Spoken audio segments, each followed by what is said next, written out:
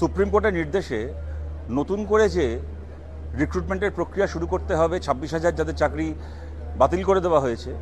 সহ আরও যাদেরকে রিক্রুট করবে। এবং দেখুন, আমাদের প্রশ্ন হচ্ছে একটাই,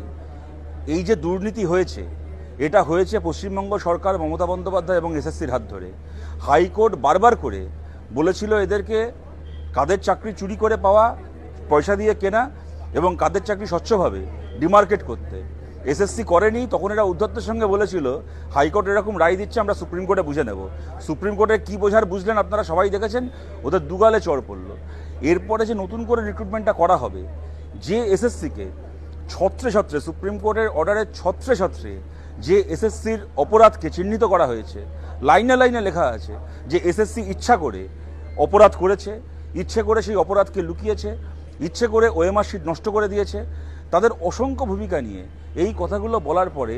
একেবারে টেন্টেড, একেবারে অপরাধী যে এসএসসি, মমতা বন্দ্যোপাধ্যায়ের দপ্তর পরিচালিত, ওনার সরকার পরিচালিত, পার্থ চট্টোপাধ্যায়দের দপ্তর পরিচালিত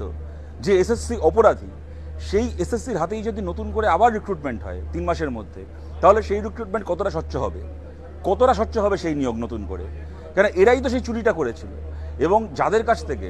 তৃণমূলের নেতারা পয়সা নিয়ে বসে আছে, তৃণমূলের নেতারা পয়সা নিয়ে যাদেরকে চাকরি বিক্রি করেছে, এসএসসির মাথায় তো এই দায় থাকবেই যে স্বচ্ছ ক্যান্ডিডেটদের চাকরি যদি বা ফেরত না আসে, যাদের কাছ থেকে তৃণমূল পয়সা খেয়ে বসে আছে তাদের চাকরি যেন যে করে হোক আবার পুনর্বহাল হয়, যাতে করে কিনা তৃণমূল নেতাদের ঘর থেকে আর টাকাগুলোকে বাড়না করতে হয়, যাতে তারা আবার গিয়ে তৃণমূল নেতাদের কাছে টাকাগুলো ফেরত না চায়। তাদেরকে তো রক্ষা করার দায়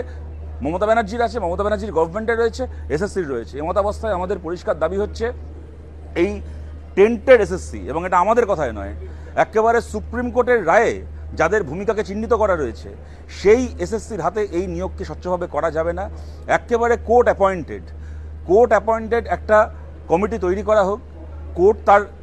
তার মাথার উপর থাকুক, তাকে তার কাজকে পর্যবেক্ষণ করুক, এবং শিক্ষাবিদদেরকে নিয়ে মমতা বন্দ্যোপাধ্যায়ের আমলে ঘুষ খেয়ে জেলে যাওয়া চোর শিক্ষাবিদ নয়, সত্যিকারের যারা সৎ শিক্ষাবিদ, যাদের বাংলায় সম্মান রয়েছে, যারা এর আগে বিভিন্ন বোর্ডকে চালিয়েছে, এডুকেশনের বিভিন্ন বোর্ড চালিয়েছে স্বচ্ছতার সঙ্গে,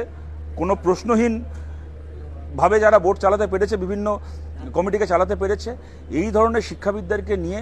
একটা কমিটি তৈরি করা হোক, কোর্ট তার ওপর নজরদারি করুক এবং তাদের মাধ্যমে স্বচ্ছভাবে এই নিয়োগ করা হোক। যে নরক যন্ত্রণার মধ্যে দিয়ে এবং যে অনিশ্চয়তার মধ্যে দিয়ে এই ছেলেমেয়েরা যাচ্ছে, তার একটা পার্মানেন্ট